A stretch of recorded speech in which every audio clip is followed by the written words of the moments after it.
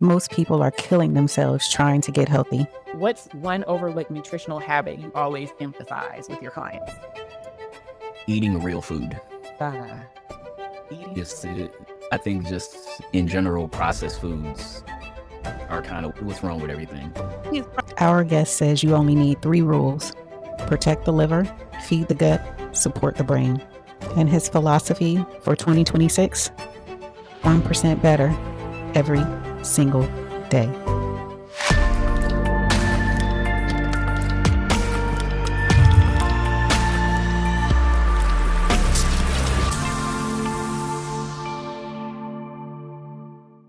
Hey, everyone. Hey, How's everybody doing? I'm doing great. I woke up. Welcome, everyone, to Disrupt and Discuss, or as we like to call it, D&D. We have another one. We have a person here who I am excited to have this interview with. He is a personal trainer. His name is Fred Johnson. He is seasoned. He's also a massage therapist with over 2 decades of experience helping people move, feel, and live better. Since 2003, Fred has dedicated his career to fitness and wellness, teaching everything from Pilates, mat reformer, stretching and foam rolling, athletic conditioning, to boxing, rhythmic pool aerobics, and more. His massage therapy background is equally impressive. This is the one I want to hear about too. Trained in Swedish, deep tissue, shiatsu, Thai, hot stone, prenatal, triggering point therapy, and Reiki. Fred brings a holistic, whole body approach to healing and recovery. Outside of the gym and studio, he's also a co-host of the More to the Point podcast, where he dives into real conversations about life, health, and personal growth.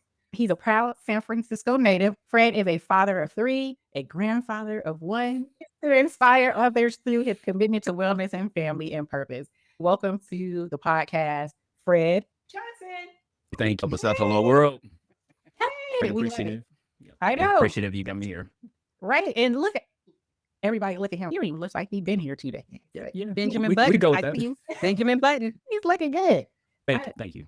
I'm going to give it to KC because she's the starter, the heavy hitter. So I'm going to let the heavy hitter start. Now, as always, we welcome our guests when they come in, but the ones that I know personally, I also want to give a warm welcome. First of all, thank you for taking the time out of your busy schedule. You are extremely busy helping support our podcast and share your knowledge. Again, we humbly say thank you because we're starting out. We're still moving forward, trying to give great content, and definitely you would be part of what we want to share with everybody. You think anything that'll move forward, people getting better with their lives, health and fitness, I'll be a part of that every time. So anytime you guys need me on here, just let me know. Oh, yeah. Love that. Yeah. Open Invitation. Thank you. Now, one of the things that I know, as we had mentioned, that you are definitely a personal trainer. And when I started my fitness journey, I was working out with the spin class at the gym and with Coach T. And then I didn't realize that you guys were part and parcel. I'll tell you what I'm going to say later because it wouldn't have been great for TV or radio. But the thing I told you before, when I first saw you, you never smiled. So I thought, and I always thought you were mean. You just had no emotion in your face. And I was like, ooh, okay. But then I got to know you and you still didn't smile, but I knew that you were a warm-hearted person. Okay. That worked out really good until we worked out with you. And your demeanor is such, and again, I'm not throwing shade, just fact. The way you approach it, your workouts and your training is zen. I know you've heard that before. You're always focusing on your breathing. I don't care what exercise it is, you're focusing on your breathing. The exercises or the things that you gave us to do, you're like, oh, this wasn't that bad. But because you had us breathing and concentrating on so many other things besides the actual lifting or the exercise itself, you didn't feel it until that next day. Yes, you will remind me that often. Yes. You wake up and you wonder why your leg is still in the bed and you done walked across the room. Yeah. It's like, what happened? All that to say, what was your approach to working out? Everybody has different styles. So is that a style that you developed or was that something that's just your personality, who you are, and it just came through with that? I think the best way to describe my style, when I first started personal training, I was actually going to school for massage therapy. I needed a part-time job. A friend of mine's mother, she ran gyms. She got a contracting job with the Richmond Social Security building. She put me and her son through the fitness training, personal training certs, so she could leave us there. Basically, we were 18 and 19 running the gym. And so I think adding the massage education with the personal training, I just kind of looked at people a little differently. So when you see me in my head, I'm looking like, why is her shoulder doing that? Like, why Okay. can't she move her Oh. legs? So I'm breaking you down, trying to figure out what's wrong from a kinesiology standpoint. Nope. And so that's why I showed no emotion. I'm just in my head trying to break down everything that's going on with you. Her hamstrings tight, her quads are tight. That's what I would be looking at and going through my head. The approach was, we want to not only be stronger, but we need to have that function and flexibility, because if we're missing something, it's going to throw everything else off. I tried to look at the body as a whole puzzle. I like that. So for the people in the back, what does kinesiology? The study of Study of movement. movement. Yes, make it as easy as possible. Awesome. So when you look at people, like if someone had a curvature in their back, you can Mhm. tell that. I stare at people every day. With no Thor, emotion, which Nope. is scary. Thor, Bart Station. I did that with the other half of the More to the Point podcast, Terrell. I used to ride Bart with him and his wife, Cecily. I believe you guys had her on there too. Yes. Yes. Yogi Okay. Cecily. Yogi Yeah. Cecily. Yeah. So one day we were coming back. We worked at the sports club and we're coming back on Bart, and we saw somebody with just this weird gait and walk. And I'm in my head like, damn, what's wrong with her leg? And then Cecily out loud, oh, look at her gait, it's off. So I think her aspect of being a yogi, she can see the movement as well. Absolutely. When you add more things to just the reps and sets and weights, you just kind of notice these things. I look at everybody, it's a gift and a curse. Sometimes I don't mean to. Like Casey Right. said, it looks like you're staring at people, but it's like, what's going on? So with kinesiology, does that also tie into breath work, or is that something that's separate? I say that part from massage therapy school, they broke us up into two, like the curriculum into two segments. It was Western, which was more deep tissue, Swedish, kind of the spa type realm. And then the Eastern part, that would be shiatsu, Thai massage, trigger point therapy, which think of trigger point and shiatsu, we're working with the same points that acupuncturists work with. So it's a slightly different approach to it.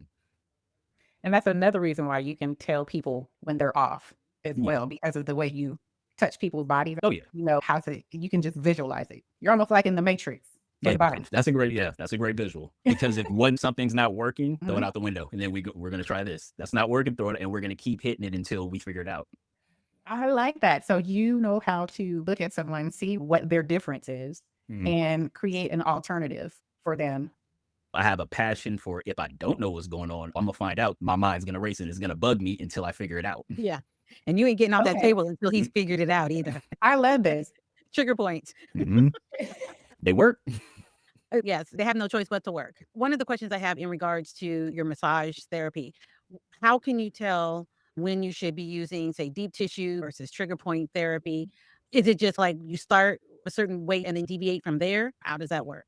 Usually the first time I work with someone doing massage, it's basic, a little universal. Just I don't know your body. Hell, sometimes Okay. you don't know your body. So you don't know where you're tight or what's going on or how flexible you Right. are. And then the more I can get to work with people, you get, okay, now this becomes tailor-made. I know where you're tight, where you're holding your tension. And then I just tailor make it towards giving you the most effective massage you can in whatever time frame we're doing. Oh, Lord. Hey, I That get so triggers. many- Go ahead. Yeah, I guess so many questions. So the thing is too, and I don't know if I've asked you this before, but since you are so versed in different types of massage techniques, and family sees you coming, it's just like a doctor. You could be an eye doctor, and all of a sudden they're talking about your back and your spleen and everything else. Do people always want to get a massage when they see you coming? And you're like, I'm not doing that. I'm off the clock. It used to happen a lot when I was younger, being out and about, talk, hey, what's your name? Oh, what do you do? And it was like, oh, do you need to practice on me? So yeah. it used to happen more. I'm a little more reserved at who I tell what I do. Right. And what are some key tips with regards to your stretching or foam rolling? Is there people who usually overlook, but you still know that they need those key tips? Well, I think even I'm guilty of it myself. We don't take care of ourselves when it comes to stretching, foam rolling, or that self-maintenance. It's easier just to get in the gym to work out, but Yes. it's hard to take that time. I'm going to spend almost an hour stretching, or I'm going to do this yoga routine. It's tough for us. And even myself, I have to force myself to sit down and do those things. So I think it's back to what you're saying. It's tough because I don't know your life. And the more I can work with you, I can give you suggestions like, hey, you like watching the evening news? Throw the foam roller down while you're watching it. Or before getting up out of bed, taking about 15 minutes, do this quick routine, open up your lower back before you even roll out of bed. And the more I understand what you're going through, what your ailments are, I can help give you suggestions and tips to alleviate a lot of those things. And I like when you said doing all that before you get out of bed, because now that we're older, No, seriously, that makes more sense to me than if I was a lot, I'm not even saying age, but a lot younger. because first thing you do, you wake up in the morning, you grab your phone, then, oh shit, I got to get up. Then you get up because you get carried away with whatever it is you're in your phone doing. Then, oh, I got to piss. So then you're jumping up because again, you get a certain age. By the time you think about it, it's almost too late. Exactly. So then you're limping or you're holding your back as you go to the bathroom. And then you start your day. And then I depend on the hot shower to do what it's supposed to do, when in fact, I should have just stretched. And again, I pay more attention to that because I'm older. Then it rolls into another question. One of the questions I did have, because I noticed this because I go to the gym and I'm on the rower a lot because I get that all over body workout when I'm by myself.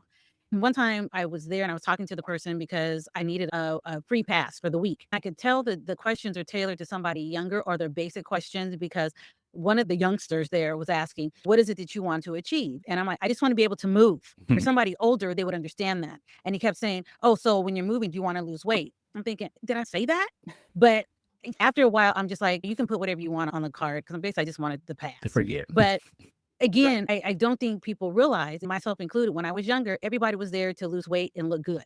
Okay, you wanted to do that.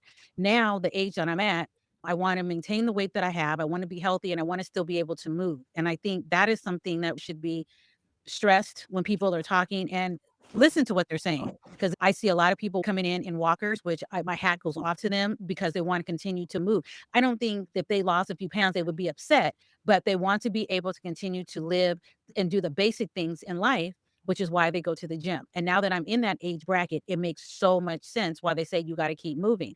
So the thing is, when you come across people at various ages, what is the main thing that they're looking to do? What they want to achieve when they work out? For the most, I think you hit the nail on the head. The younger people, obviously, weight loss or gain muscle mass. They want to look, I just say, you want to look better naked. To sum it up for the I used to say that. I still do. That's the easiest way. Just like when I want to get in the shower and I look in the mirror, I want to go, damn. Okay. You want to go, Damn. not Right. damn. And there's nothing wrong with that. No. With that.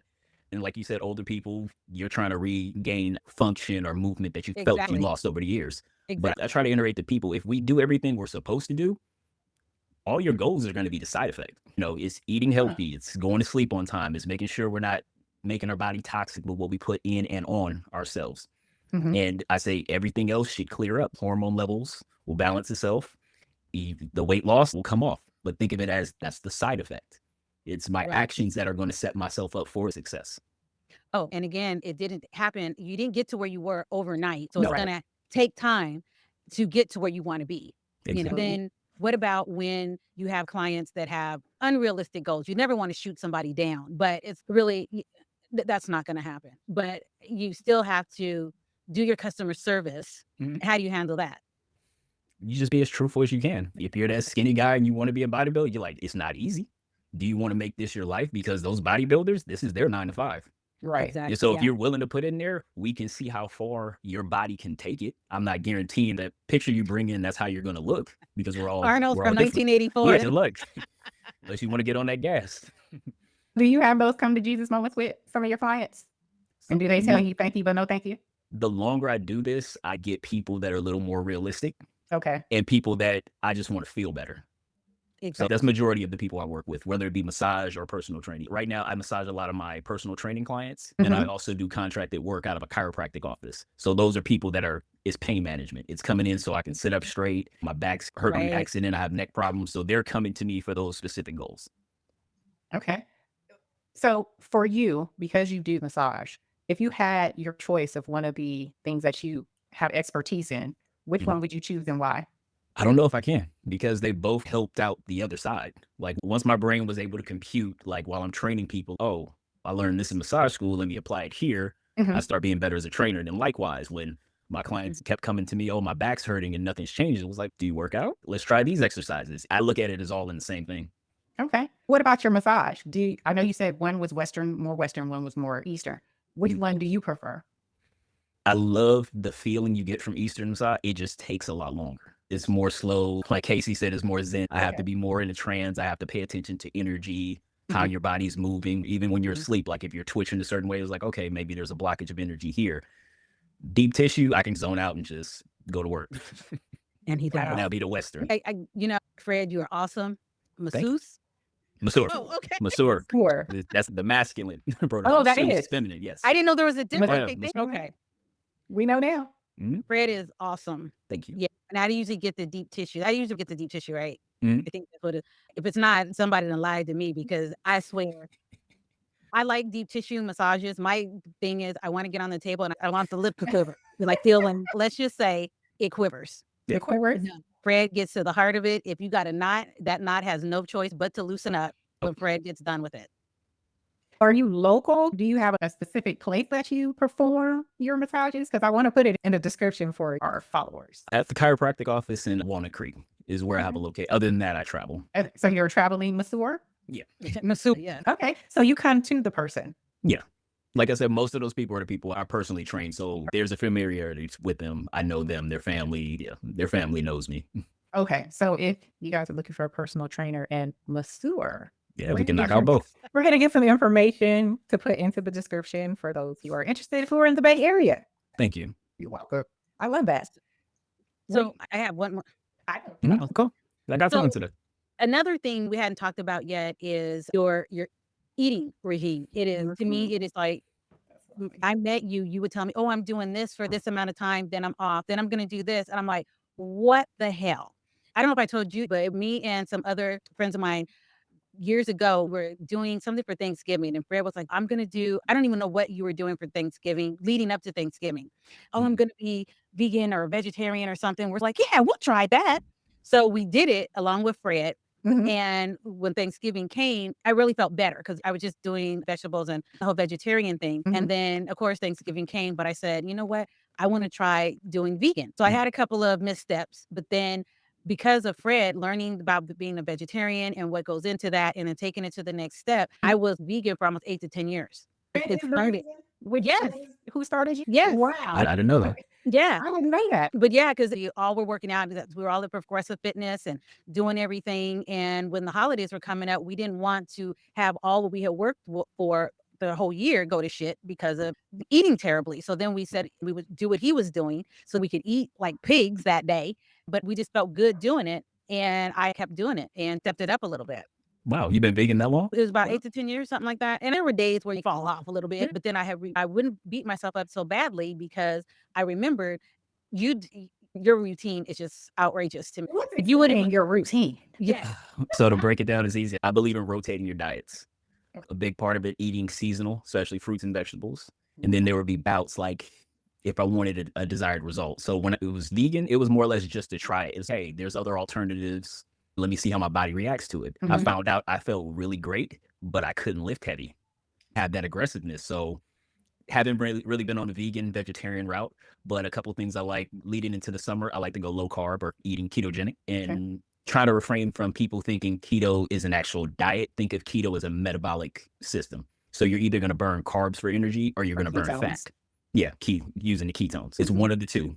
If you eat low carb, your body will get pulled into ketosis, where those ketones attach to fat and give you energy because there's a lack of glycogen. And most of the time, I'm pretty low carb to ketogenic. Then I'll have a refeed day every week or every other week where it's a little freer. I try to eat healthier, so it'll be instead of regular bread, it's sourdough.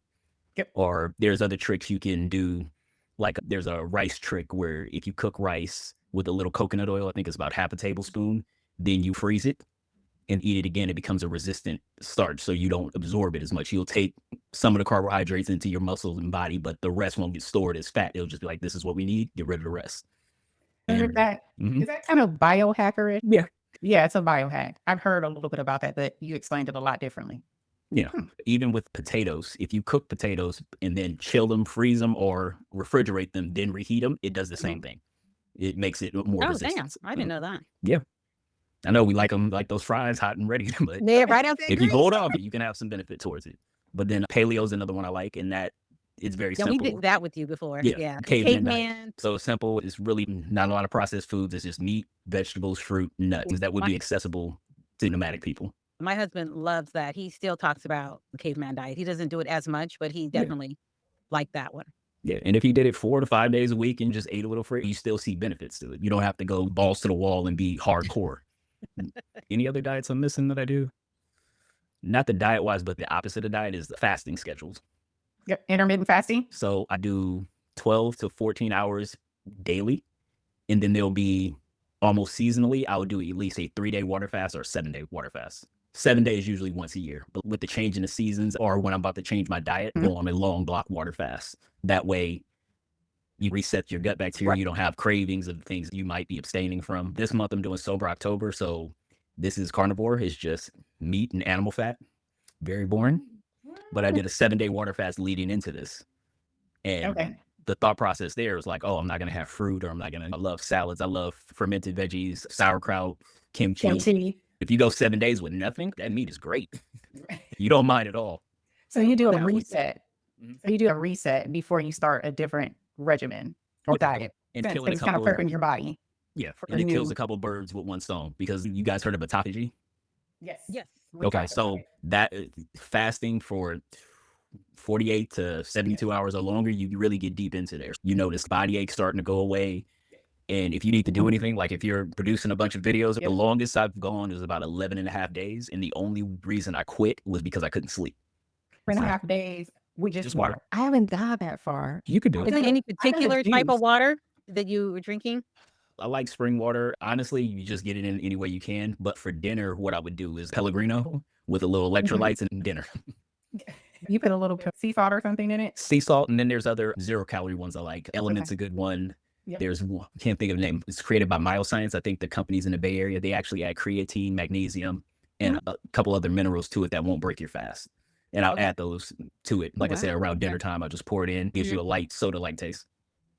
Okay. I like that. I've done fermented fruits Mhm. fasting, where it was a drink made with fermented fruits and Okay. vegetables. It was Korean based. I did that for 21 days. That's the only thing I could have. And I would go into their facility and they would do cupping, and I would do the infrared, what is it, sauna. Yeah, the sauna Yeah. light. Yep. So I would sweat it out. You feel like nirvana after a few days. But then you also get to a weak state where I can only walk. I definitely couldn't do any lifting. my. You have nothing. in Right, you. right. It was definitely an experience. I only did it once. And I think I went as long as 28 days, and that was it. Okay. When you're that low calorie, especially if you're hitting the stage of autophagy, your body's rebuilding itself. One of the best analogies I heard is kind of like we're constantly eating. Just think of packing food in a refrigerator over and over. Yeah. That apple, that tomato in the back that starts to get rotten, it can corrupt everything else around us. And that's disease, that's cancer, that could be a lot of things. When we hit Absolutely. I autophagy, agree. we're using that food up, and then we see all that bad stuff that needs maintenance. So I think we're either building or breaking down and repairing. Breaking down. That's the two. So we don't do enough of the breaking down and repairing if we're constantly eating. You can almost go once a week, at least with a 24-hour fast. Absolutely. We did a fasting video, and we talked about autophagy, and we were encouraging people to try to fast because it's like a body reset. Yes. Your body yes. needs it. Need that break. Western society is what's taught us to eat breakfast, lunch, dinner, but we really, really don't. It was need profitable. Yeah. that. We really didn't need it. Remember, your organs, they're muscles. So you're not doing leg day every day. Your legs will break down. Good Your point. intestines, point. stomach's the same. Give them a break. Right. Now, we recently purchased a juicer. I know we're late to the game, but we just got one. Mhm. We would get other stuff. You got to squeeze it through the cloth. So we got a juicer and literally just cut up apples, all kinds of stuff, just threw it in there. And of course, the pulp in the back. And you didn't get tons of juice, but you got it filled you up. It fortified you because you're getting what you need. Mhm. As opposed to some of the other juices out there, you could really tell the difference. We didn't have to add anything to it. You just put it in, hit the button, and juice came out. Mm. And I was like, damn, okay. It was, Yeah, they're they're good.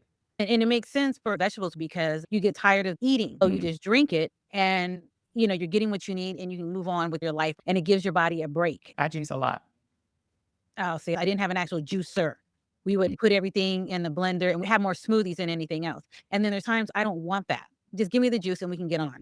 Mhm. The older I get is let's skip the foreplay. Just go right for it. Let's get the juice, be done. Well, let's talk about your podcasting. Mhm. Tell us about the more to the point podcast. What is that going to entail?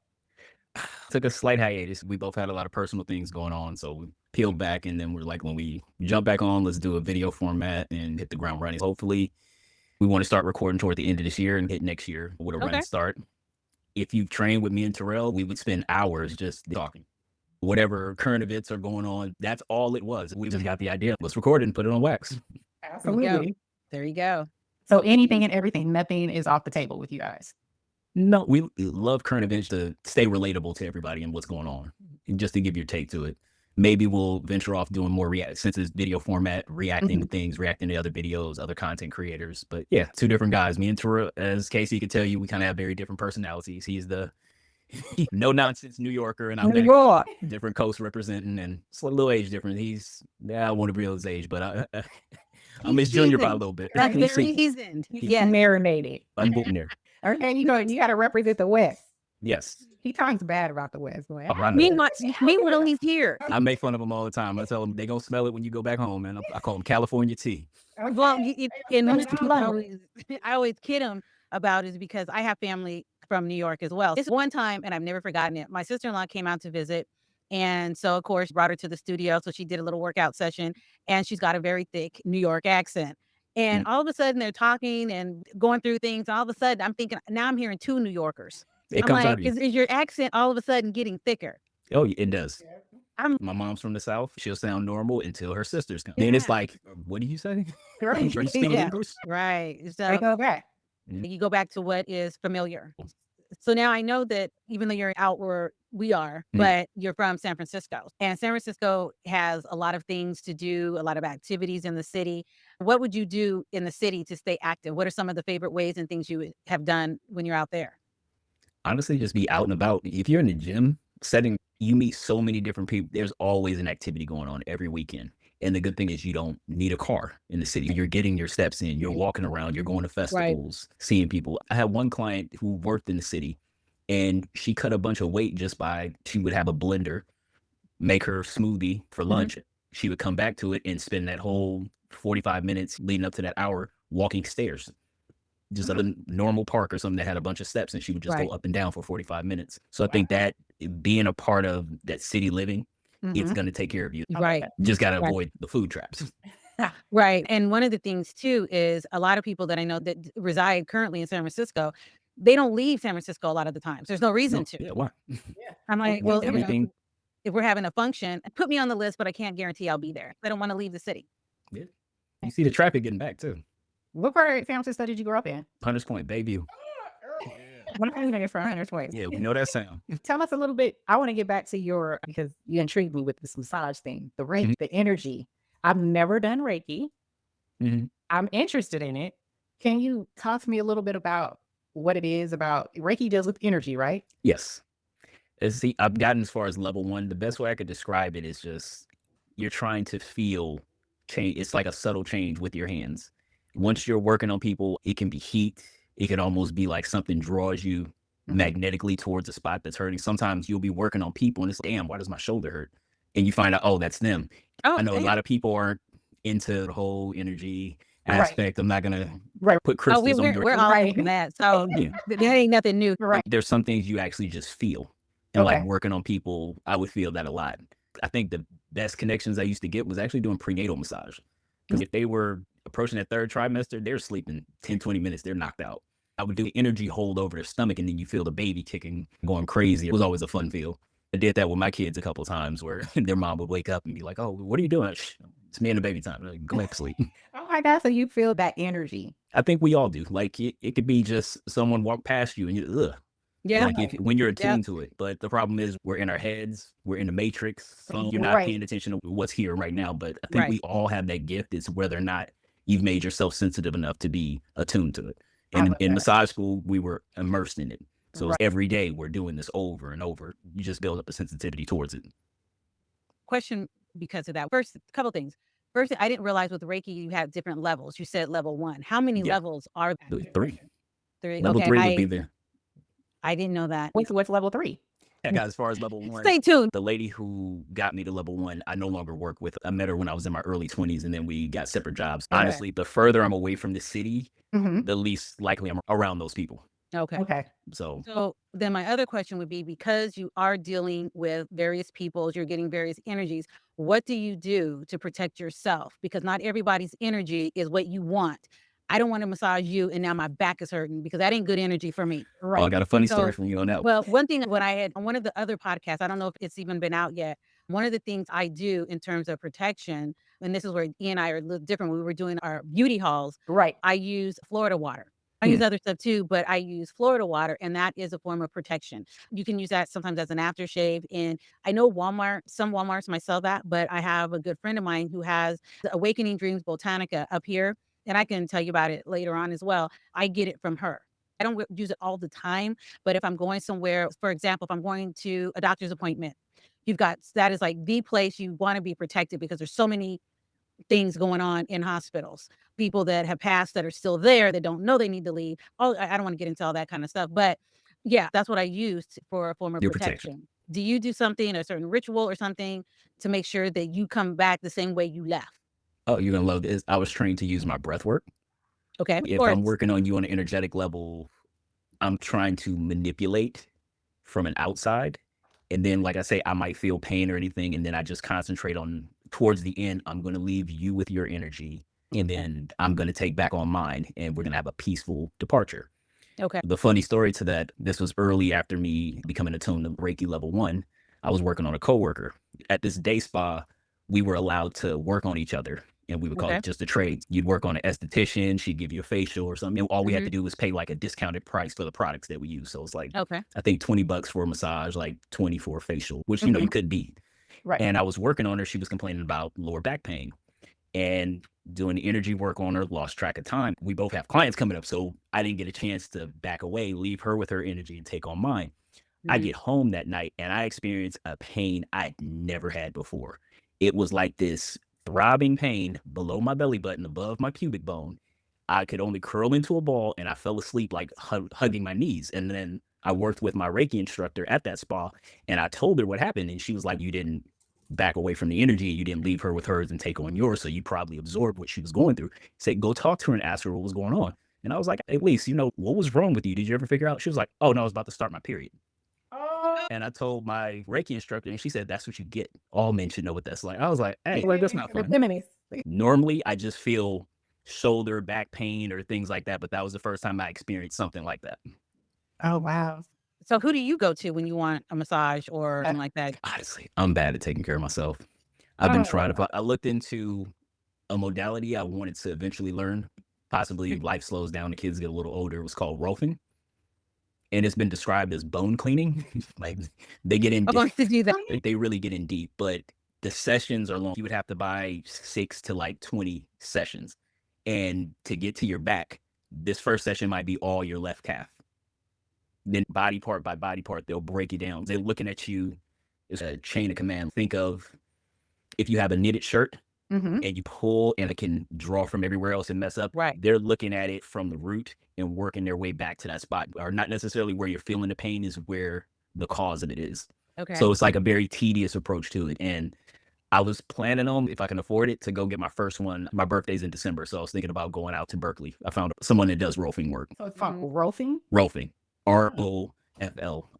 So where would you go for that? Do they have their own business? They're practitioners. Just Practitioners? rolfing. Okay. It was by, what was her name? Ida Rolf was the founder. I think she passed away in the 80s or 90s. Okay. There was a story I was reading about her. She was teaching 2 of her students, a male and a female. She was trying to tell the guy how to get in deeper, and he wasn't getting the concept. She was probably 80 at the time. She stood up out of her wheelchair and put her hand in this woman's back. The woman thought the guy was doing it right. He said it looked like her hand just sunk into her body. Wow. So she had a great technique. I'm I was not like, coming, I'm not coming to you for that. I'll let you know how it goes. All right. Yeah, you do that. Have you ever heard of a technique where they work on your hips or they work on certain parts of your body where they say you have trauma and people just start crying or releasing that trauma? No, I And that As far those as body modality, Yeah. but the people you hold your emotions in there. So if you were upset at a death in the family and you held on to it, you might not notice you're being tense or trying not to cry at a funeral. Right. And then if they hit that muscle that was associated with that Yes. emotion, floodgates. Yes. So what So is yeah. that called? Emotional release Emotional or the release? action emotional release. I'm not sure of the modality. There could Okay. be, if you're seeking that type of release, Mm-hmm. I can see the modality or practice. They have it more often, but sometimes you're just massaging people and they don't understand. It just happens. So it's happened. Have you ever had that happen with one of A your couple clients? times, yeah. A couple times? Yeah. Okay.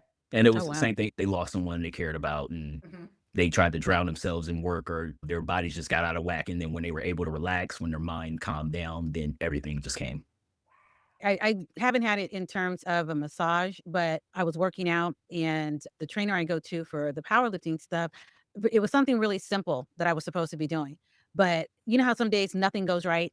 Mhm. And I just couldn't get it together. I let the weight slam down and he's looking like, well, what the fuck? And then I started crying and he's, oh, what happened here? I didn't Mhm. even know because in our society, we're taught to be strong. I ain't got time to cry about this. I'm going to push it down and I keep going. I don't have time for that. That's weak in this. And I fall prey to that as well. And I have a lot of elderly parents and having to deal with that kind of stuff. That takes a toll on you. And Right. after a while, like you said, it's just one little thing, whether somebody said something to you, you blow up steam because of what you're hiding. And that's what it was. So Yep. I totally get what you're saying. It happens when you least expect it on the most inopportune time, of course. You know, Sometimes, yeah. yeah, just don't get on the BART train and start crying. You'll have that whole area all to yourself. Yeah. Hey, it's a good Hey, way to that, see though. what about boxing? Do you do boxing conditioning? When I worked in the city Mm-hmm. at the Sports Club LA, we had a great group of trainers.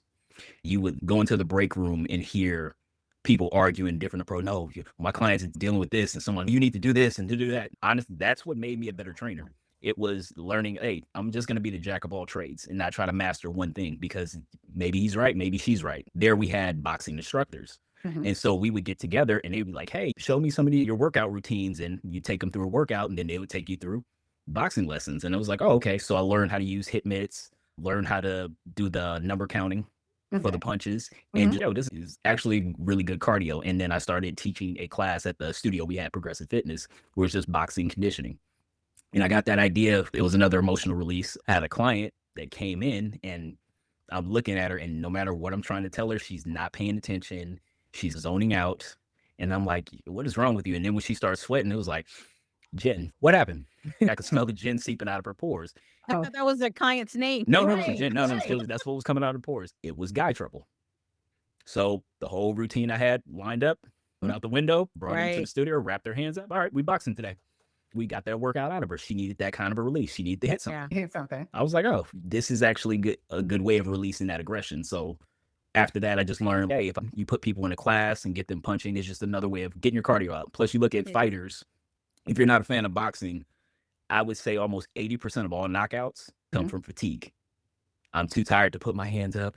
I can't keep my mouth closed to bite them because if you hit yourself in the chin when it's clenched, your head doesn't rattle. You open it a little bit, you feel your head rattle. So when you're tired and fatigued, that's when you see boxers get hurt. That's when they get knocked out. So their conditioning has to be on point to be able to compete with that. So why not just give some of these basic things to average everyday people? So that's the sneaky way of, let me knock this person out. You see that point of opportunity, that fatigue. If they're tired because your hands get heavy. You can't keep your hands up. You can't move out of the way. You're not as limber. I didn't know that about clenching your just go. Right. And then slightly open it and you feel the difference. You can. So when they're Yeah, I'm like, okay, I'm gonna watch. Oh my God. I like that, but I like that you said that because most people encourage you to master something, right? Instead of being a jack of all trades. It's usually frowned upon to be a jack of all trades, but a master of none. But you just, when you spend it, it was like, it's good to have like many things in holster to pull from instead of being just a one-hit wonder or monolithic. Yeah. And it's playing with it, like even the concept of Pilates. For most people that don't know about it, it was invented by a man named Joseph Pilates. He was a very sickly kid. And he found out through his own body when his mom forced him out the house and he had to do boxing, cycling, fencing. His ailments cleared up. He wasn't as sickly anymore. So he was working in, I think he was like a nurse in a POW camp. He noticed when soldiers were just bedridden from their injuries, he could almost see this guy's about to die or they're withering away. He started tearing up bed sheets, took some of the old springs. Was like, here, do this. I know you can't stand, but keep moving. That became the foundation for the reformer machine. It was those cables and springs. And so even building people from the ground up using mat Pilates, you're just working with your body. Feldenkrais, yoga, it's just mastering your own movement. Tai Chi, keep your body moving. Because with every movement, there's a muscle that has to stretch and a muscle that has to contract. It's an antagonist relationship. One has to open up, the other has to stretch. As long as you keep moving, it's better than nothing. Totally. That'd be the same for an arthritic patient. Yes. Arthritis is even but it hurts to move.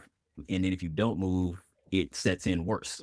Right. So it's almost like you have to bite the bullet and think motion is lotion when it comes to the joints. You want to build up that synovial, you got to keep it going. It's just like an older car. We can't just jump in there and take off. Or screens. that. You gotta let it warm up a little bit. Mm-hmm. And that's with any older cars, you used to turn it on, let it warm up. I definitely agree with that. My grandmother subscribed to that. She was like, I got to keep moving. I got to keep moving. And until she broke her hip, she was 90 something years old. She's 104 now, but she doesn't walk anymore. When she fell and hurt her hip, it Slowed everything down. But she was always the one to drive her friends at the senior apartment. She would be the one with the car driving them places. And she would go down every aisle at Walmart. She would never get into that little buggy thing that you see young people in driving up and down the aisle. Yeah. Kick them out. Scooters. Get out of that. Yeah, especially I think for retirees. How many people do you know retire and then they pass like 5 years later? They just completely go to the couch, sit down, don't do anything. Just keep a hobby, even if it's a part-time job at a nonprofit, something where you can keep moving. A body in motion is going to stay in motion. Yeah, because I actually thought about calling you when my mom hurt her shoulder, but I wanted to keep you as my friend, so I didn't want to put you in that situation. But in all seriousness, she didn't do what she was supposed to do because it hurt. Right. She got exercises to pull that pulley over the door. Yeah. Pulley over the door and then just start working it. But she only did it when I showed up. And I didn't show up often. So she wanted to show. So now she has this kind of thing going on because it's stiff. Right. Frozen shoulder. What do you do? I just let it go. But I did really want her to at least see you, but then I didn't want to waste your time because you would have been wasting your time. You think so? Well, not just her personally, but older folks, they get set in their ways. They don't want to do it, so I'm not going to do it. So then she would have other physical therapists come over, and she was complaining because they were ringing the doorbell. What were they going to do? Kick the door open? No, you're right. I can't do it for you. You have to want to. Right. People that aren't active when they're younger or even in their midlife, you got to start doing something because you're going to wake up one morning, Lord willing, you wake up and you're going to be 50, 60 years old. I don't care if you are an athlete. It gets the best of all of us. Oh, yeah. And you have to keep moving. It's good to know people that do the things that you do because I think about mortality. You might not die today, but you might not be able to walk either. So now quality of life. Exactly. Exactly. The fact that you're a grandfather, your father as well, but how do you look at yourself now as far as your health and wellness as opposed to say 20 years ago? Because again, you have more years behind you than in front of you. Tagline on a t-shirt. Again, certain things I have to look at it like that. And that's why I'm starting to travel more because look, what am I waiting on? Exactly. So and you, because how you look, that's your business card. Right. And then everybody's, you're a grandpa. What? They're like, grandpa? Yeah. It's still shocking for me to hear it myself. I see my grandson name is Atreus and he's 6 months. He turned 6 months on the 9th. What does that mean? I believe it's one of the Greek gods. But yeah, it's like you said, you want to keep moving. I think especially now with the younger generation, I came at a weird point. I'm an 80s baby. So we got to have that childhood before technology and then right at high school where you're slowing down anyway and ready to go taking college classes, you're going to work. That's when the technology boom kind of hit. I still went outside. We had video games, but you're playing on the weekend. As soon as you heard the commotion outside, you cut the game off because you didn't want to miss out. What's everybody doing? Exactly. My son, his friends are online. They can be next door to each other. No, they're across the country. He doesn't know these people. Everywhere. But they don't have to leave. So it's like, how do you encourage them at that stage where at a young age, they're not going outside? I try to keep my kids in sports activities. My second oldest daughter, she just hit high school, so she didn't want to do sports. So now it's like, all right, we're going to the gym. Like, I'm trying to find a way. You're going to be active. My saying as a parent used to be, you can choose what you want to do, or I can choose for you. It's going to be one or the other. Right. Yeah, those 20-year-olds, I notice a difference, and they break down a little bit easier. They do. Yeah. Or the simplest thing is, okay, you have a little cut. What is that? But if you're not scraping your knees, if you're not splitting your hands on the bars from the blisters, everything feels abrasive and it's like overly sensitive. Yeah. My grandson showed me the little scar or scab that he had on his leg. And I go, oh my God, when did that happen? When I was outside. I was like, oh man. Oh no. I'm like, that's all you got? I still got scars from when I was out. My big thing was stop picking at your scab. And it's like, I'm trying to get it off and get back in here. Right. I mean, we would let. I'm just saying, we would even run outside barefoot. Yeah. I mean, I was gonna, but yeah, no, they don't do that. I commend parents who take their kids to the gym or have them working out with them, or you see them if they're a boxer, they teaching their kids how to Yeah. box at like 3 and 4 years Yes. old. I love seeing that because you do have to get them at the age now because there is no playing outside, like you just said. No. So if they don't get that now, if they don't get that at such early age, and you put a tablet in front of them, it's almost like you're doomed. They're gone. You're not Yeah. going to get that out of them. Yeah. You have to start so early. So now, as far as your prenatal Mhm. massages, Mhm. I didn't know about that back when I had my kids. My kids are in their 30s now. So I don't know what people did, but how do you approach that when you're giving them massages? You really don't want to do a whole lot of deep work. It's more, I guess the pressure would be along the terms of Swedish. You kind of want to avoid, especially really deep work around the inside of the ankles and feet. Anything superficial is fine, but that can cause issues with, especially if they're late into their third trimester. You don't want to rush them into labor or anything like that. There's actually points on the inside that you can try to speed this up to get this Really? baby up out of you. Yeah. But as long as they're comfortable and able to lay down on their stomach, you can go for it. But at a certain point, it's a lot of sideline massage. So when you say sideline, that means what's in the Laying chair on doing the their side. oh, No, oh, just so lay them on the lit- table, but you prop them up with pillows. oh, I use okay, about 3 okay. pillows. Usually the bottom leg is straight. You bring the top leg up into a fetal position and prop a pillow underneath that. Then you can have one for the head if you're not working on the neck, and then you give them a hug pillow to be comfortable. That way you can expose the back, work from the top side of the neck, Okay. have them flip Okay. over, do the other side, and end with them usually lying face up. Oh. Now, this is still dealing with not even so much massages. A lot of the young kids, they've been doing it for a while, so it's not new. They walk with their pants down and they got the belt around their hips. Mm-hmm. And we were always saying when we were in my 20s or 30s, because first of all, that was gross. There was nothing sexy about that personally. As I get older, again, we were saying, ooh, you're going to have some hip issues. So have you seen that? I mean, I don't know who your clientele is, but do you see people having hip issues that could have possibly stemmed from having the pants not worn correctly? Possibly. And again, I didn't study this. It's not a case study, but when you see people and their feet are pronating outside, That's so they're me. duck walking, that can contribute to it. Almost like they're that cowboy walking with that heavy Yeah. belt on the side. Yeah, it'll keep me in business though. So, I mean, keep sagging if you have to. Well, I do have pronation. What happens is your femur, the thigh bone, Mhm. it rotates out underneath the gluteus maximus. You have 6 primary muscles that stem from the side of that femur up into your sacrum by the tailbone that will rotate so the foot turns out. People that deal with a lot of back issues, especially sciatica, one of those muscles need is to called see the for that. piriformis. I see. One of those muscles is called the piriformis, and it really helps to rotate that femur out. The sciatic nerve runs right by it, and some unfortunate people, it can actually go almost through the muscle, at least into the connective tissue. When that gets manipulated enough, you feel that nerve pinching. So the sensation is going to run up or down your leg. Oh my gosh, I need to come talk to you. I feel because of that, and I'm not trying to make this about me right now, but I apologize. That's what I struggle with my squats.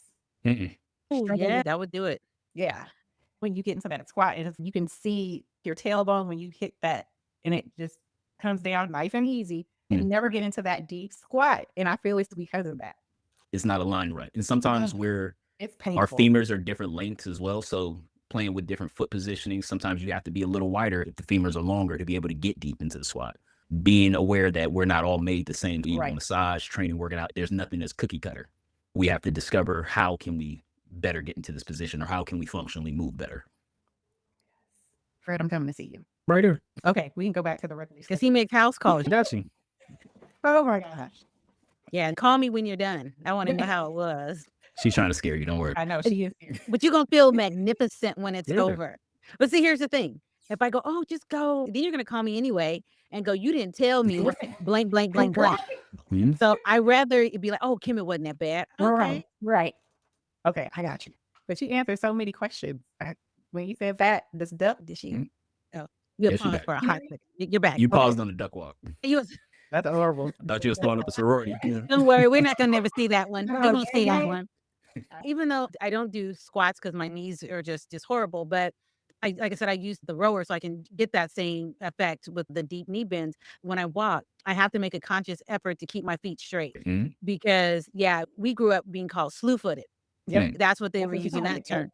My dad had it, he's passed, and his sister had it. So we all walk like ducks going into a room. My dad would go, turn your feet in. Oh, God. I still hear that in my head. So when I walk, I make a conscious effort to keep my feet straight. Good.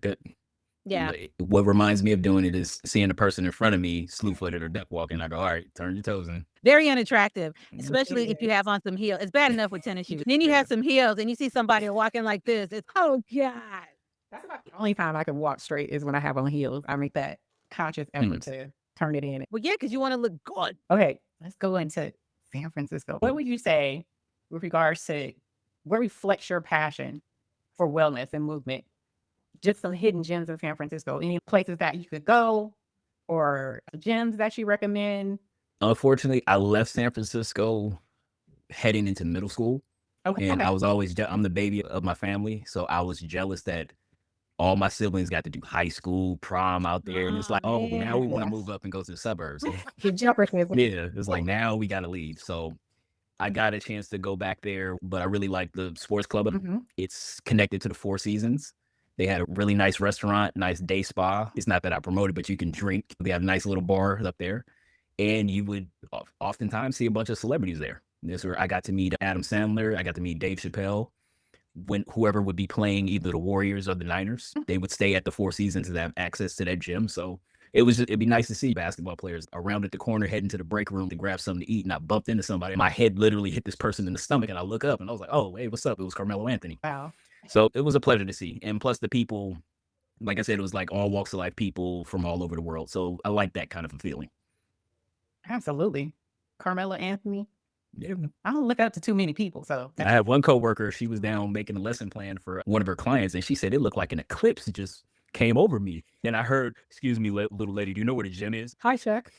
And he said, Yeah. Yeah. But then I guess the worst one was a friend of mine. Shout out to my boy Sean Hall. He was at the front desk waiting for his client to come in.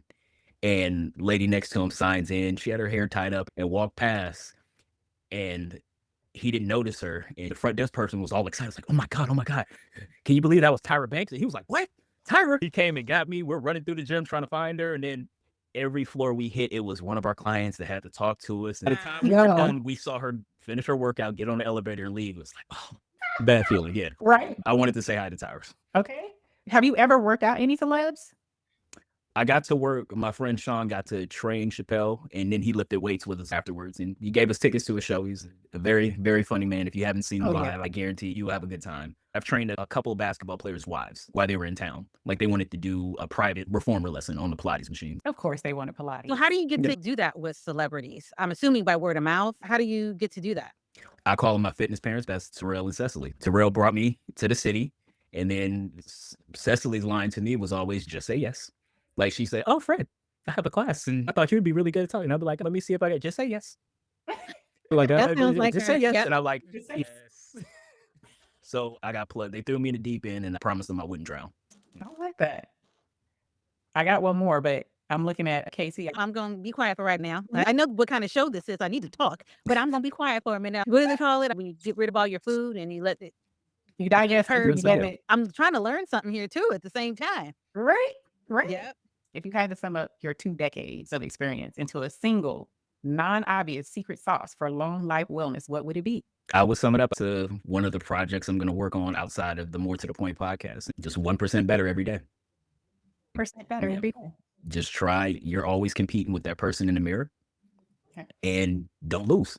And if it's just as simple as, hey, I'm going to park a little further to get my steps in so I can walk here, or I'm going to abstain from eating these kind of foods until I know I got a party or it's a holiday coming up. So we just going to stay clean until then. It's just try to get 1% better physically, emotionally, spiritually, in every facet that you can, because we're going to lose the resiliency of being youthful.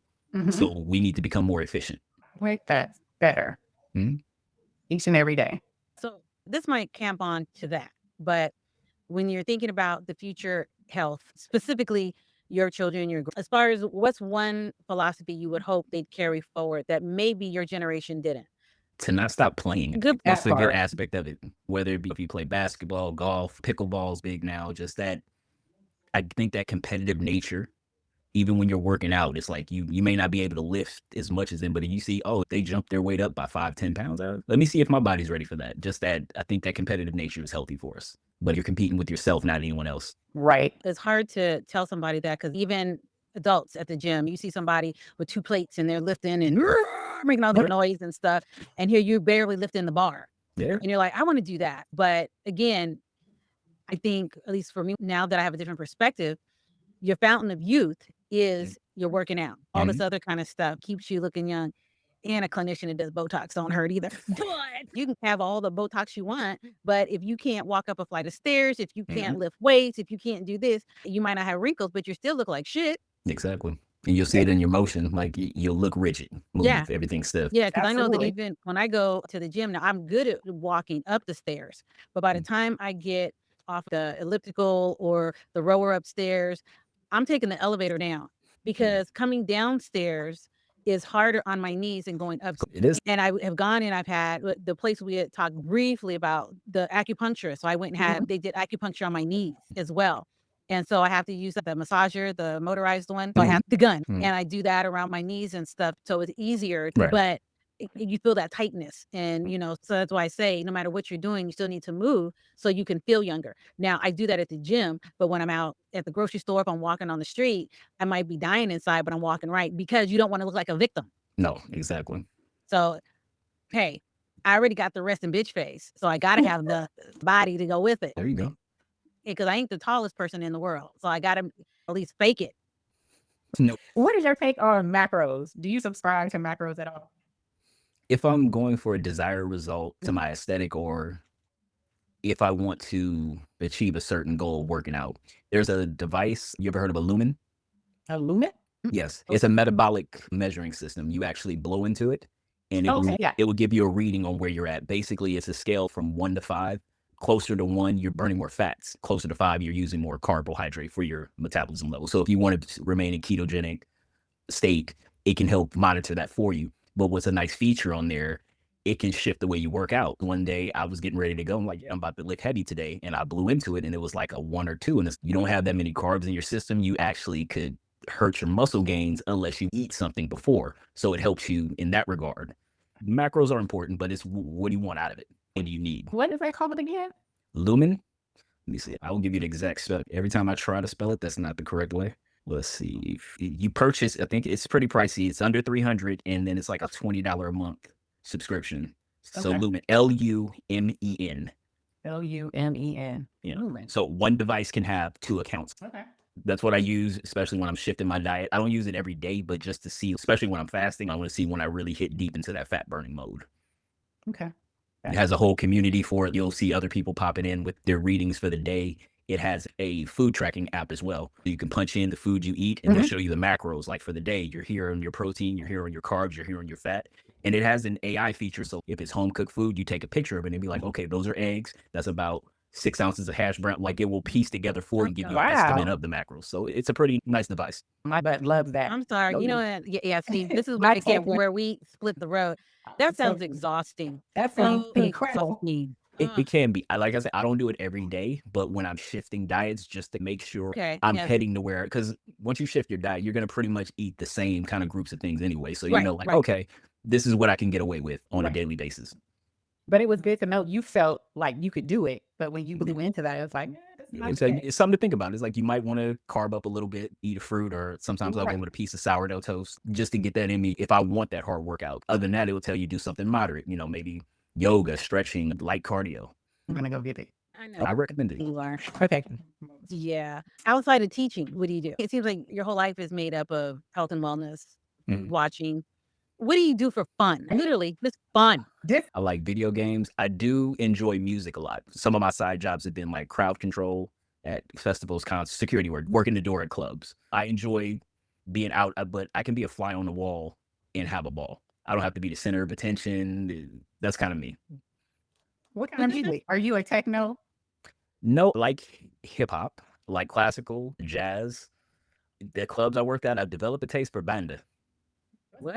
Banda music. Best way I could Alcohol describe it, music? it's Latin It's based. Latin? Oh, okay. Mexican. It's a lot of brass horns. You see Okay. the cowboy boots dancing around. Most of the Okay. bounce that were that, and it was very fun. And believe it or not, Pakistani music. There was one party that I was working security at.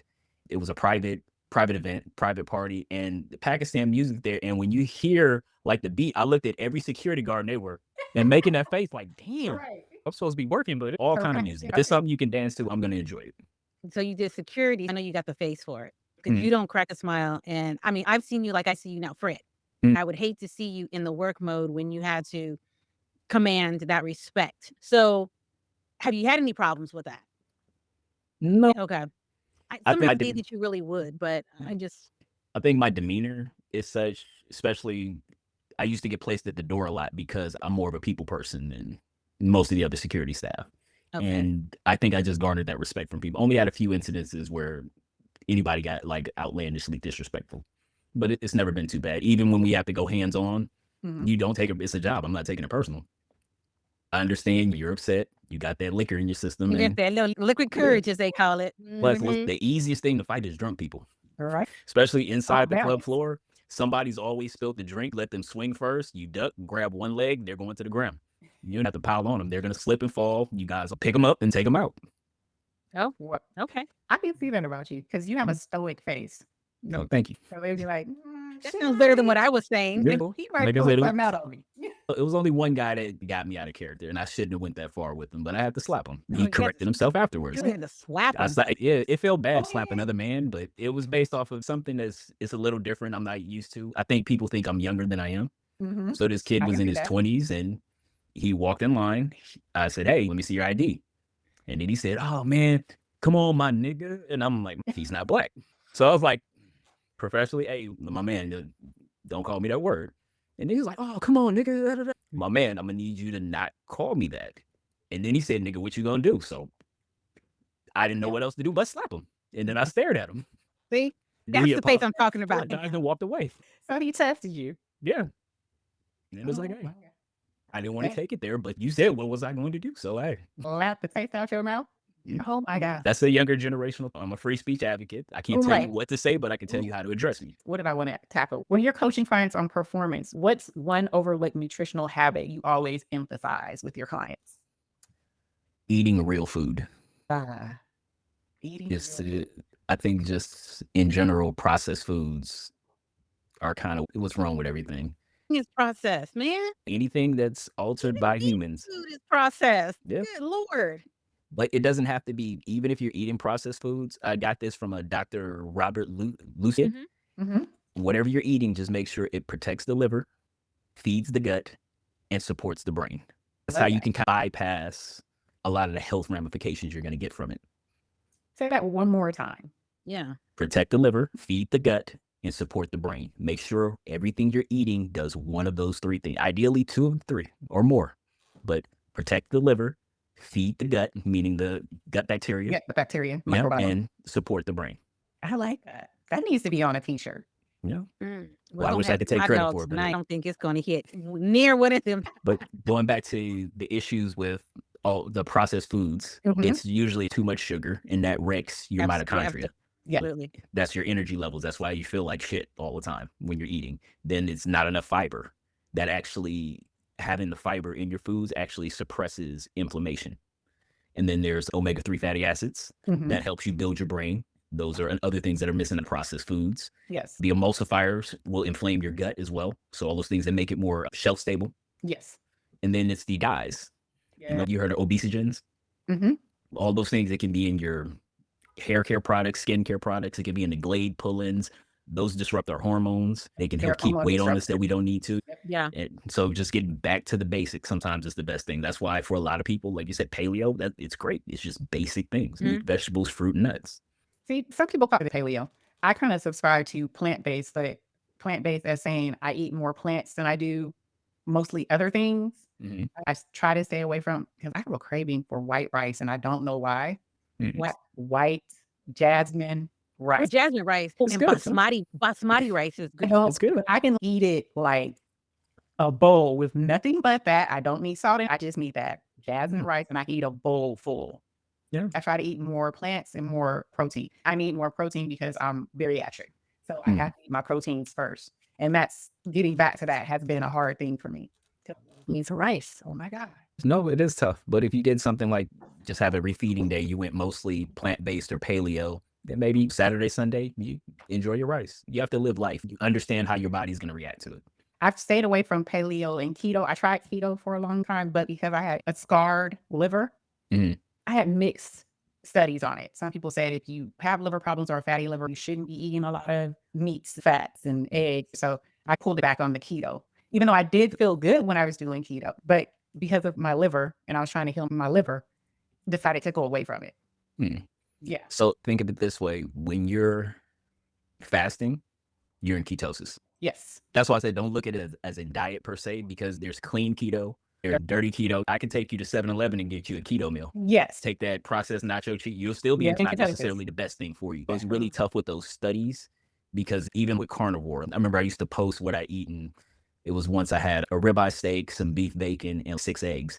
And someone was like, "Oh my God, you're gonna have a heart attack." And I'm like, "Why?" Yeah. He's like, "You can't eat that all day." It was like, I eat that and then nothing else all day. I get my protein right away, and then I'm fasting for almost like 20 hours. So it's just the perception, I think, what people are saying, oh, you're always eating. They're looking at it like 3 meals a day with a couple Correct. snacks in and all these. And you eat Gluttony. a lot of protein, you don't feel like eating that much. True. And when I was doing keto, I wasn't intermittent fasting. You're right. But I intermittent fasted probably for the last 2 years. I'm comfortable with it. I stayed away from keto, but the way you explained it, it's something to definitely reconsider Yeah. because I'm not eating all day. And for a lot of people, if you stay under 50 grams of carbs, your body will remain in ketosis. Right. So people have an allowance for a certain amount of fruit. I know a lot of people that do keto, they eat berries. Yes. It doesn't knock them out of ketosis because they know the exact amount, what they can get away with and what they can eat. That's true. Mhm. Yeah. I'm not hungry. I still haven't ate yet. And it's what? 5? See, I I haven't was ate it. gonna bring that up It's because Black night. I noticed as I am getting older, you notice a lot of different things. Even though I have my window to eat, whether it be like 10 to 6, 11 to 7, 12 to 8, whichever time, I don't eat a lot. Mhm. So I might eat maybe one meal, but we're not talking a big meal. I Mhm. might eat a meal and then I'm literally not hungry. As you do get older, because family members, oh, I don't eat like I used to. And I didn't understand it. And so now that's affecting me. I can still do what I'm doing. I don't feel hungry, Right. but you don't tend to sleep a lot. Mm-mm. Because I don't sleep. I always say I have a sleeping pattern of a newborn. I don't sleep a lot and I don't eat a lot. Mm. Now, am I pencil thin? No, but I still don't eat a lot. So age has something to do with that as well. It's nice to know I give myself a window. So if I want something, yeah, you can do it. But I have not, want not. I don't want it.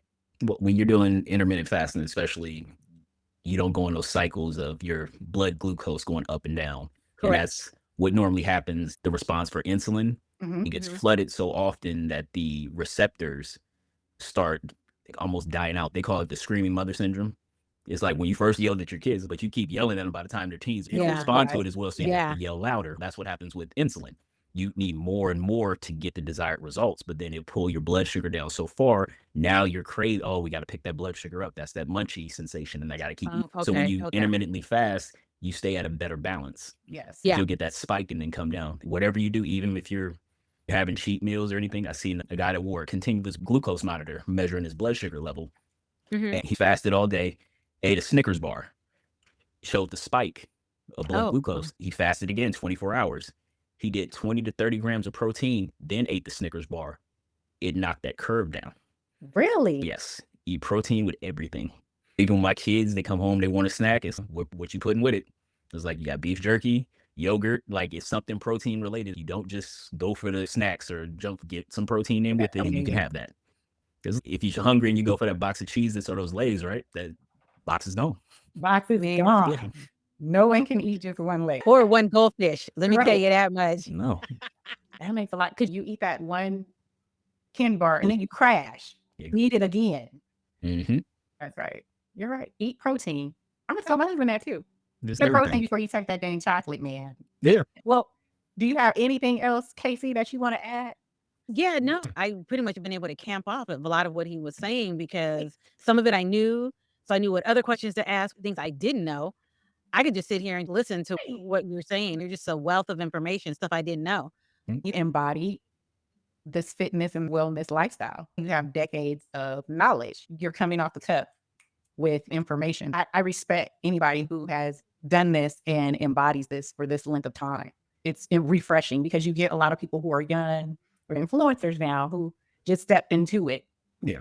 They don't have your range at all, but they have a following. You get people like you, Terrell, Cecily, you guys have this knowledge base and you don't have the following like these folks do, and you have better information. Hopefully we'll change that soon. Yeah. Oh, It's not to be popular, but like I said, I think these are things that everyone should know. We got to get out of this the rut of always need to be on prescription pain meds or Yes. start nipping stuff in the bud before we get on the surgery table. It's very simple to do. watch it, depending on what kind of surgery you're talking about. I'm speaking more. I'm giving you a hard time, Fred. I'm serious, but I'm giving you a hard time. Food is medicine. Yes. You know, It food is. It definitely is. medicine. Hell, And we it's- got a juicer. Right. I don't know if you saw, but our introduction to Disrupt and Discuss, both of us talked about how we ended up in the places we were now with regards to our health scares and things of that nature. And it kind of scared me straight. And it's funny because she said you encouraged her, or didn't really encourage it, but by you doing the vegan thing, it put her into vegan. She became vegan for almost a decade. And then me walking with her, hiking with her, I had my scare. And then I ended up going vegan for 2 years because so when you talk amongst yourself, you never know who you are You never know. encouraging. You never know who's Mhm. watching. You Right. you really don't. For folks that have gone whatever platform of eating you choose, one thing I've learned is, and it's okay to change after a certain amount of time. Again, it's no secret. I always mention about the powerlifting and stuff that I do, and not that you can't do it as a vegan, but to the amount of weight that I have achieved, I needed to have protein. I needed to have it. Garbanzo beans and mushrooms were not going to do it. Oh, It just no. wasn't going to do it. And learning the different types of foods that are the types of platforms, I should say, I don't even know what the word is really, but the types of styles of eating are out there, and knowing when to use one and when not to use one. Because one of the things Aaron, my husband, looks at is eating for your blood type. He does that. So there are certain things that he says that for him, it really isn't conducive for him to eat, whereas for me, it is. Work. But we don't do it all the time because we're going to have some beer when I get off this platform right now. Yeah, you got to live life. We got to live. I'm keeping it transparent. And I felt that way. I was vegan for about 6 weeks. And I didn't want to be happy in the gym, but I felt euphoric and I didn't feel like lifting weights. It was just all things were great. And I was like, I need to be aggressive right now.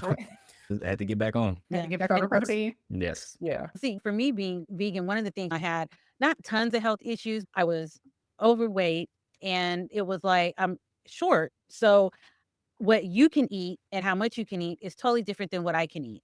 And I was all or nothing when it came to eating. So this kind of taught me other ways to eat, still achieve some of the same satisfactions when I'm eating. But now, since I'm more into the heavy weights and everything, that has shaped what I look like, as opposed to not eating certain foods. Yeah. So you just have to know when enough is enough, or when to shift, when to stay, hold and fold them, that whole scenario that goes with it. But I think that also comes with experimenting or trying different things, because you're going to see, ooh, that's not working. Or, hey, I like this. I feel good Right. where I'm at. Absolutely. And it also helps to unplug and get to know yourself and your body. Not just let someone tell you, oh, you need to do this or you need to try this. Try things, also see what it does to you. Kind of assess what makes you feel good, what doesn't make you feel good. And you're your own doctor, I guess. You could say it Exactly. like that. You know better than anyone else, even though some doctors may say differently. If we could go into that. I'm just going to smile. I don't want to dunk on doctors. We say It's it all the the time. times of difference. And I think when you look at doctors, they were armed with 3 things. They had their personal relationship with you, they had their prescription pad, and then they had the scalpel. That was all Yes. 3. Are you always seeing the same doctor? If you're at a Kaiser, or if it's not a family practitioner, are you seeing the same person? So now they're just looking at notes and getting to know you. And then guess what? Oh, 5:30, I got the next one. So that time's shortened. Don't want to do surgery right away. Sometimes the easiest thing is to, hey, here's some Ozempic. It'd be way better if it's like, hey, let's see, give me a food journal. I want you to take a picture of everything you're eating, that you're putting in your body, so we can correct certain things. We may disregard all of these next steps, but that personal relationship in their tool belt has been cut down. Absolutely. And the fact that they don't get a full, 8 hours of nutrition in regards to their studying. Even with women's health, they don't get even 4 hours. I'm still studying women's health. That's the next book I'm cracking open. A shameless plug for Dr. Mindy Pels. It's Fast Like a Girl, but it's learning Fast like a girl. Okay. fast like a girl. It's Okay. learning how to take women through fasted states depending on where they're at in life and where they're at in their cycles. I like that. So Yeah. if your cycle's done, guess what? You can go balls to the walls on fasting. There's no restrictions. But if you have a cycle, Mhm. we have to do something a little bit different. That's my next study I'm cracking into.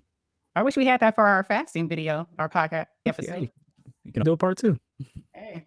Oh, Lord. Because she knows I'm good for it. I'll do 3 full episodes. And Do all this. Episode Episode message- 25. I'll suck every bit of I information. think that's an important part too. We can't be married to the ideas of yesterday. When Yes. new information is presented, Absolutely. you have to be Absolutely. ready to change your mind and change your opinion. Well, everybody's body is different. Different. We touched briefly before on the whole BMI thing. You can't go by that because my bone structure and muscles are different. I remember Coach T was saying one time, he said technically when he was doing his bodybuilding phase, he would have been considered obese. I'm obese. Oh, get out of here. I'm 5'8" and I teeter. I just came off this fast, but I'm normally around 190. Yeah, we say So obese. I'm in the obese category. Right. Not severely, but just obese. And that also goes to high blood pressure. Mhm. Our bodies are different. You've got that baseline. I'm checking it pretty much daily, Mhm. but that baseline itself, sometimes it's not way off, but it's higher than what 120 over 80. I think that's what it is, the baseline for that. And Mhm. sometimes it's over that. So then I used to be like, oh my God, I'm going to have a heart attack, the silent killer. And it's like, Mhm. chill out. Yeah. Just chill out. Because Yeah. did you have caffeine that day? How's your stress level? All those things factor. Oh, absolutely. First thing in the morning, you have to go to the restroom to Right. urinate or whatever. There's so many factors. Mhm. So again, it comes down to knowing your body. You have to know your body. I had my cholesterol checked, and the doctor was concerned about to put me on cholesterol medicine because she was like, "Your HDL is like it's high," and I was like, "Yeah, but I'm in keto right now." She was like, "What does that mean?" I was like, "I put butter in my coffee." I was Right. like, "I wouldn't be surprised if that was." I was like, "How's my LDL and triglycerides?" And she looked, and she was like, "Normal." And then she backed off. She was like, "Oh, yeah, maybe you're right."